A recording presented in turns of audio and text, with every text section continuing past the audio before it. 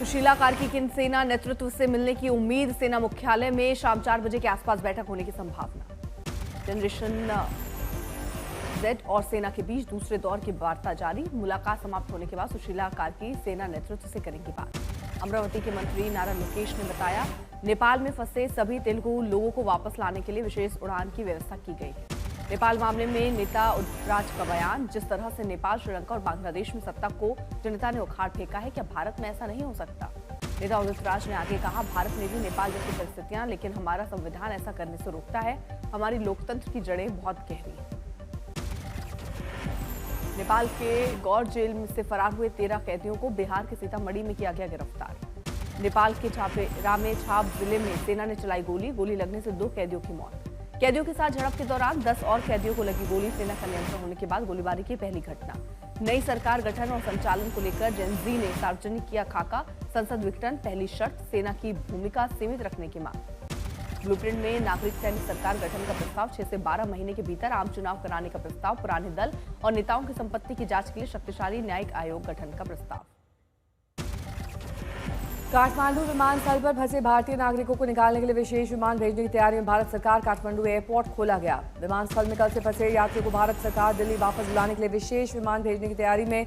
इस वक्त 400 से अधिक भारतीय काठमांडू एयरपोर्ट पर फंसे हुए हैं। काठमांडू में भारतीय दूतावास के अधिकारी का नेपाली सेना से संपर्क। भारतीय वायुसेना के 2 विमान काठमांडू भेजने की कवायद। नेपाल की संसद के अंदर पहुंची 3 मार्च तक संसद भवन पूरी तरह से जलकर खाक। हिंसा में अब तक 30 की मौत, 1033 घायल।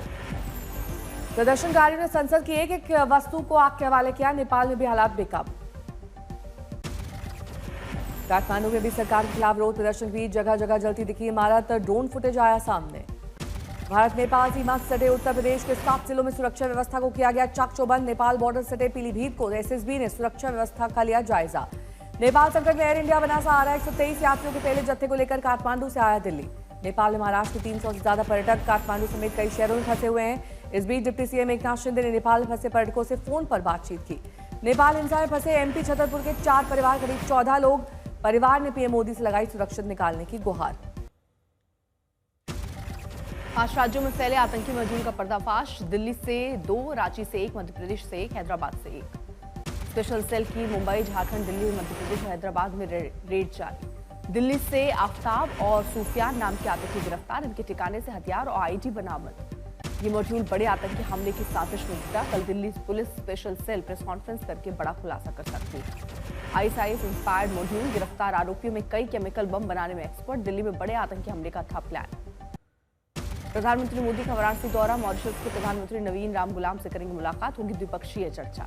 भारत और मॉरिशस के बीच द्विपक्षीय वार्ता में आर्थिक और पर्यटन जैसे मुद्दों पर चर्चा। पिछले साल की चुनावी जीत के बाद रामगुलाम का पहला भारत दौरा। आज प्रधानमंत्री मोदी उत्तराखंड के बाढ़ प्रभावित इलाकों का हवाई सर्वेक्षण करेंगे। अधिकारियों से मुलाकात करेंगे। प्रधानमंत्री के आगमन को ध्यान में रखते हुए मुख्यमंत्री पुष्कर सिंह धामी ने जौलीग्रांट हवाई अड्डे पर व्यवस्थाओं का किया मुआयना। राज्य सरकार ने केंद्र से विशेष आर्थिक पैकेज की मांग की। शनिवार को असम के 2 दिवसीय दौरे पर जाएंगे प्रधानमंत्री मोदी। 18,000 करोड़ की परियोजनाओं का करेंगे शिलान्यास और उद्घाटन। प्रधानमंत्री के वाराणसी के दौरे के पहले कांग्रेस प्रदेश अध्यक्ष अजय राय को पुलिस ने किया हाउस अरेस्ट। राय ने पहले किया था विरोध का ऐलान। पीएम मोदी ने कतर के अमीर शेख तमीम से की बात। दोहा में इजरायली हमले पर जताई चिंता। जेपी नड्डा के घर पर पार्टी के महासचिवों की बैठक। पीएम मोदी के जन्मदिन पर सुशासन पखवाड़ा की तैयारी और अन्य कार्यक्रमों को लेकर चर्चा। आज दिल्ली की एक अदालत में कांग्रेस नेता सोनिया गांधी से जुड़े मामले पर कोर्ट सुनाएगी फैसला। 1980 में मतदाता सूची में धोखाधड़ी का है मामला। गृह मंत्रालय ने मुख्यमंत्री रेखा गुप्ता की सुरक्षा का जिम्मा सीआरपीएफ और दिल्ली पुलिस को सौंपा। राहुल गांधी के रायबरेली दौरे का आज दूसरा दिन। स्थानीय नेताओं और कमेटियों से करेंगे मुलाकात। पीएम मोदी की मां पर टिप्पणी का मामला। मुजफ्फरपुर कोर्ट में आज सुनवाई। राहुल तेजस्वी के खिलाफ है शिकायत। बिहार में लाइब्रेरियन के पद पर वैकेंसी को लेकर अभ्यर्थियों ने नीतीश कुमार के सामने रखी अपनी बात। पूछा कब आएगी वैकेंसी। नीतीश कुमार ने हाथ लाकर दिया भरोसा। अधिकारियों से कहा लिखित में दीजिए बात। पूरा घटनाक्रम सोशल मीडिया पर वायरल। पटना में आरजेडी नेता की गोली मारकर हत्या जांच जारी। दिल्ली में एनकाउंटर। रोहित गुदारा गैंग का शूटर गिरफ्तार। अंकित के पैर में लगी गोली। गढ़वा पुलिस मेंस एसोसिएशन के अध्यक्ष रवि कुशवाहा के घर पर अज्ञात अपराधियों ने किया बम से हमला। सोनीपत में गैंगस्टर दीपक की हत्या में शामिल शार्प शूटर राहुल उर्फ मुठभेड़ के बाद चढ़ा करनाल एटीएस के हत्थे। मुख्यमंत्री पिनराई विजयन का बीजेपी पर हमला। बोले बीजेपी को दिया गया एक एक वोट केरल की संस्कृति को नष्ट कर देगा। परमवीर चक्र अब्दुल हमीद के 60वें शहादत दिवस पर परिजनों ने गाजीपुर का नाम परमवीर अब्दुल हमीद के नाम पर रखने की बात कही। एशिया कप में भारत और पाकिस्तान मैच रद्द करने की मांग, सुप्रीम कोर्ट में जनहित याचिका दाखिल। नोएडा में अवैध निर्माण पर कार्रवाई करने पहुंची नोएडा अथॉरिटी की टीम, किसान यूनियन आई सामने। महाराष्ट्र में प्रदूषण फैलाने वाले वाहनों को नहीं मिलेगा ईंधन, लागू हुआ नो पीओसी नो फ्यूल। अमेरिकी राष्ट्रपति डोनाल्ड ट्रंप समर्थक चार्ली कर्क का निधन, यूनिवर्सिटी डिबेट के दौरान फायरिंग में लगी गोली। चार्ली कर्क के निधन पर राष्ट्रपति ट्रंप ने जताया शोक। चार्ली के सम्मान में व्हाइट हाउस में अमेरिकी ध्वज आधा झुकाया गया। अमेरिकी राष्ट्रपति ट्रंप ने चार्ली कर्क के हत्या पर संदेश साझा किया। अमेरिकियों से उन मूल्यों के प्रति प्रतिबद्ध होने का आग्रह किया जिनके लिए चार्ली कर्क जिए और मरे।